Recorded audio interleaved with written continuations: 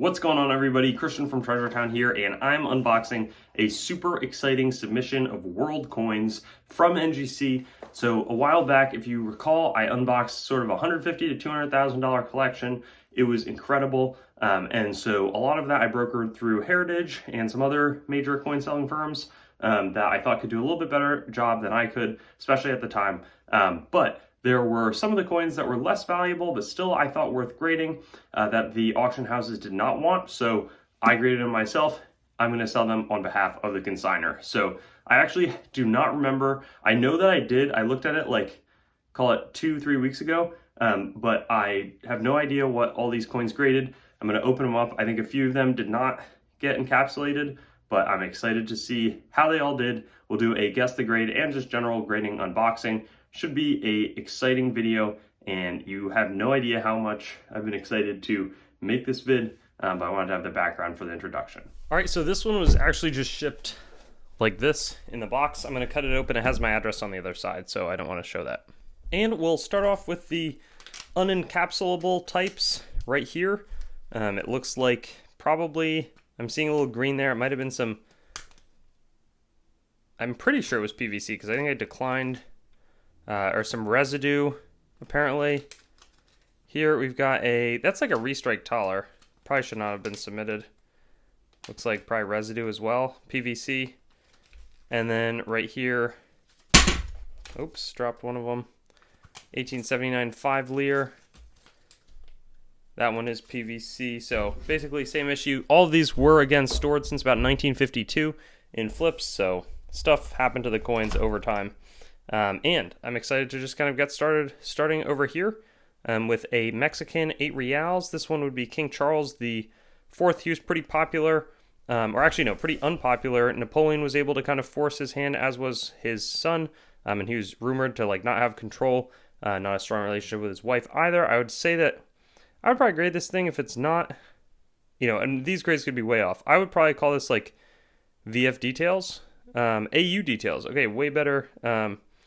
Because of that scratch on the obverse, that's what's going to make that one, not straight grade. This one looks like an 1840 Italian 5 Lear, pretty nice type. I don't have much info on the specifics of it. I would guess that this thing is like, again, these grades could be way off, but I'm going to say like VF 25, and it's fine details. It has been cleaned, a Sardinian 5 Lear, so VF 25 a little bit lower, but I think I must have been a touch optimistic on what it was. Right here we've got an 1874 5 franc. I think that there's definitely a little bit of luster still left on the coin. I would call this like XF45, XF40, Belgium 5 francs. So I'm going to try to bring that. Leopold II was also highly involved with colonialism, and as such is a somewhat controversial figure. Albert would succeed him. Here's an 1874 King Willem III Dutch item, and I feel like there's some decent detail left over. It's not good enough for XF. I again would try like VF. It's a little nicer than the past one. I'm gonna go VF 30 on this, and XF 45. No way. So there is enough luster where this thing made it to XF. I was way off on that one. Sound like an old coin dealer trying to evaluate somebody's collection and tell them that everything's in much worse condition than it truly is. This one, hints of a little bit more on the cleaning side. I think this is I would say VF details cleaned, if not VF 20. VF details scratches, but yeah, this one was not making it through for full grades. We then have a nice 1871 Thaler Prussian. There could be some cleaning, but I would rather say XF45, maybe AU, low AU. Should I say low AU? Yeah, I'm going to go AU50. AU55. Prussian Thaler, a victory commemoration. So I was a few grades off there. Not so hot so far with my grading today. This one, if the last one was clean, this one also certainly might be clean. Otherwise, I'd guess I would call it like, I would go, I would say VF details cleaned. VF 35, 1879, 2 florin, wedding anniversary. This is Austro-Hungarian, so you can see this one, they would often strike both Hungarian and German versions of their items. That one looks like 1678, so an earlier coin, some kind of 1/3 Thaler. I feel like it's stained enough where it's going to be like an XFAU Details stained grade, 2/3 taller, but it is not. It's a XF45 Mecklenburg Schwerin. Super neat. Again, that provenance extending that far back is also interesting. 1830 type. I would say this one's probably XF45. AU50 1830 Prussian Thaler of Wilhelm III. Definitely a neat batch here. Straight Settlements dollar from 1907 under King Edward VII. Looks XF Details to me, but I'll be optimistic. I'll say straight grade XF40. AU55, no way. So a lot of these coins much nicer than what I had pegged them for, and I'm really glad that we set them into grading. It'll help maximize the value quite nicely. Here we've got a, is this like Sicilian, like Italian type? I would say maybe like VF20 on it, VF30. Naples and Sicily, Davenport 1409, 120 Grani. These are some really solid world coins. 5 Lear from 1828. Beautiful. Seems like some nice traces of luster. I'm going to say, in keeping with the past, AU53 on the AU53.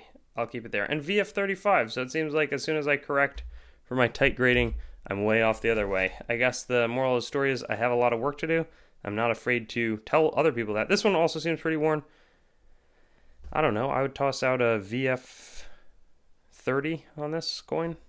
VF Details, a little bit of graffiti. Let's see if you can pick it up before I do. Where is the graffiti? See a little mark right there.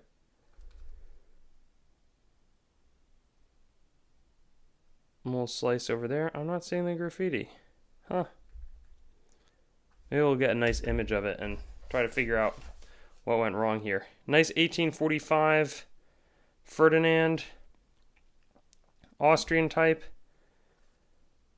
That seems like XF range to me, maybe XF40. AU55 again, beautiful. Well, it's way better that they're in, more valuable coins than I might otherwise think they are. Here we've got a Sardinian, or this is Naples and Sicily, 1857. I'll call that VF30, XF40. Consistent, and they often have these like flan adjustment marks.